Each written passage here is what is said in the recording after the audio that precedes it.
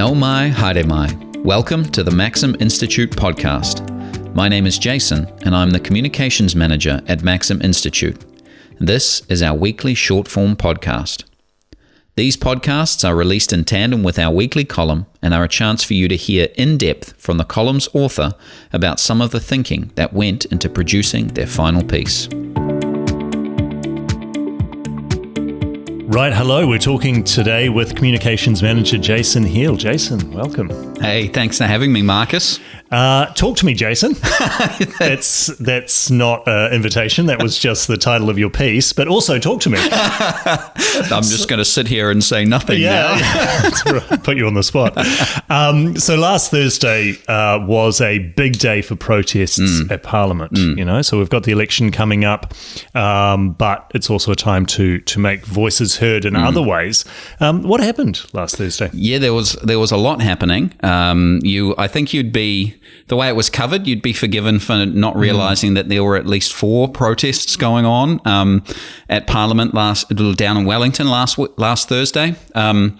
You had the big one, which everyone was focused on, which closed down the streets and locked down the central city, which was Brian Tamaki's protest against Agenda 2030. But there was also the Stop Co-Governance protest, and then they had the anti-fascist counter-protest to both of those protests. Right. And then, so there was 2 protests and then a counter-protest to those protests. And then there was a hikoi, which was the one that actually got my attention for the column, that had come down from Northland to protest as well. So there was a lot going on. It was like one person said a cocktail of protests. But importantly, not a Molotov cocktail. That's right. It was not fiery at all. Okay. No, yeah. That's good. That's good. So we have all these protests. Why are protests important for our democracy, do you think? I think that they are kind of like a steam release valve, a pressure release valve for people who feel like they don't get heard in the democratic process in between elections. I think you see this kind of increase in protests as we get closer to elections. People start to make their points, their voices heard a bit more. But I also think in between elections, there's not maybe popularly perceived, there's not a great feedback loop for people who are feeling frustrated with the system to get direct access to the halls of power and say, I'm not happy with this. I think this is a ridiculous policy.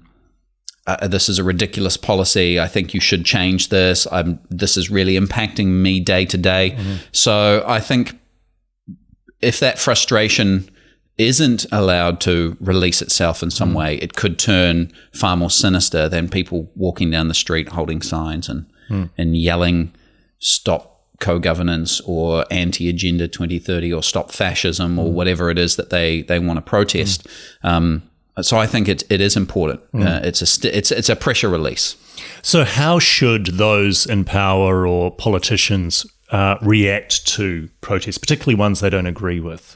Yeah, I think last Thursday, the hikoi was a great example of that. So this was a hikoi led by the mother of 3 headhunter gang members who had come down from Northland collecting signatures on a petition to protest the gang policies of National and Act. And they had come down to deliver this petition to Parliament, and they were met by National's police spokesperson Mark Mitchell, who had during the week been very vocal against their petition and their hikoi. So he had said, I totally disagree with what they're saying and all of this sort of stuff. And here's a man who was a police officer and meeting with people who represent the families of gang members. Couldn't be more opposite sides of the fence than these. And he went out there and he refused to receive their petition, but they had a conversation and there was yelling backwards and forwards, but they didn't even agree and they didn't come to a resolution. But afterwards, the leader of the protest said that she was glad that he came. She said, good on him. Thank you. I'm glad he was here. He got to hear us. And I think that's a key sentence to kind of illustrate how how politicians should react to these things, especially when you disagree with someone, to walk out there and say, I can hear you. I may not agree. We may not come to a resolution, but I hear you. I'm face to face with someone who my policies are directly impacting. That I think is important, and that diffuses some of that and helps with that pressure release. So do you think politicians, particularly if you don't agree with the protest, should go out and be seen to be listening to all protests? Are there any you think that you should just never engage with?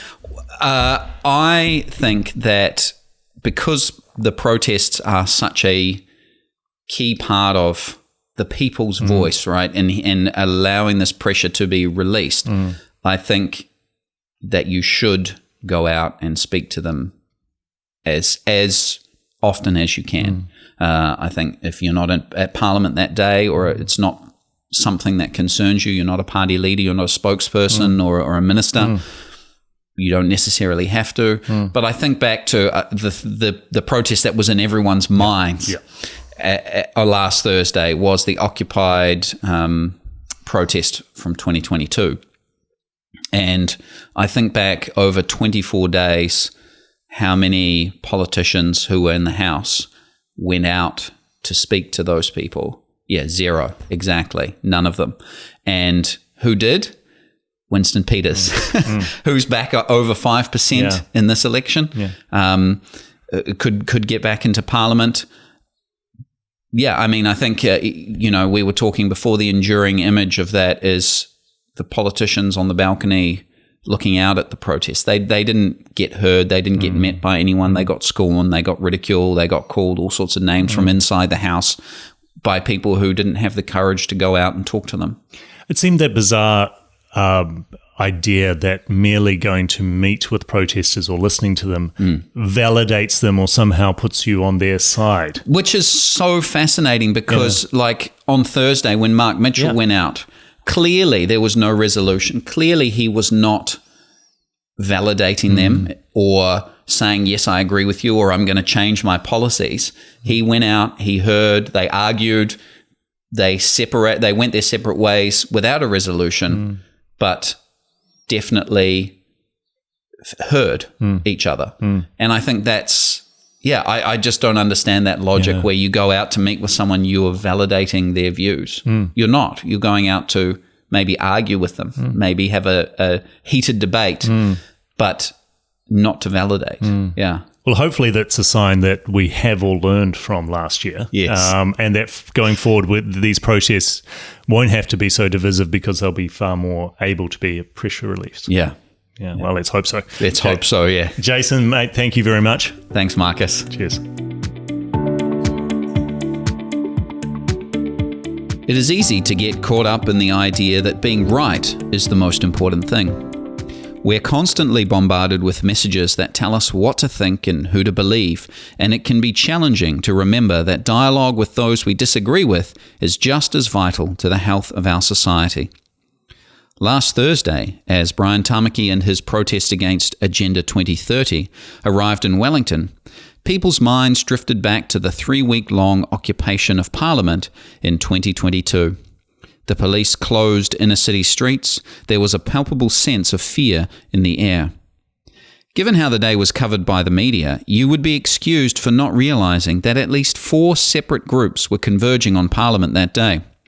Alongside Tamaki's protest, there was the Stop Co-Governance March, an anti-fascist counter-protest, and the event that truly caught my attention, the arrival of a hikoi protesting the gang policies of National and ACT. Among all the other events happening, why was it the 12-person hikoi that stood out? Unlike the protesters who sought to capture the attention and dominate the headlines, the families of gang members were there to engage in a different kind of activism, one based on dialogue and engagement. At a time when echo chambers and ideological fortresses have become the norm, the families of gang members and Nationals Police spokesperson Mark Mitchell, who greeted them as they presented a petition, engaged in a conversation marked by disagreement. It served as a reminder that democracy thrives on dialogue, even when disagreements are vehement. The issues that each of them had still needed to be resolved. Mitchell even refused to accept their petition. But that wasn't the point. A conversation took place. Someone was brave enough to go meet with some people they disagreed with. Others could speak to the people they had grievances with and felt heard. Matilda Kahotia, the leader of the Hikoi, mother of 3 gang members and a colourful character, was pleased that he came. Good on him. Thank you. I'm glad he was here. He got to hear us. Looking back on the protests of 2022, it's clear that dialogue could have played a more significant role in addressing the issues that led to those protests. By providing a platform for constructive dialogue and demonstrating a willingness to listen, we could have made those who felt marginalized or unheard a part of the democratic process. Instead, the protests were met by dismissal and hostility, with no acceptance that the protesters had a legitimate point of view that should, at the least, be listened to. Whether you agree or disagree with the policies or the protesters doesn't matter. Talking and listening are 2 of the most important things we can do for this country. If you can listen to the people you disagree with, we can start healing our nation's divisions. Thanks for listening to the Maxim Institute podcast. If you'd like to hear more from us and keep up with the rest of our research and analysis of politics and policy in New Zealand, you can sign up on the homepage of our website to get our monthly forum email and invitations to future Maxim Institute events. You can search and subscribe to us on Apple Podcasts, Spotify, iHeartRadio, or wherever you get your podcasts. From the team at Maxim, mā te wā, goodbye for now.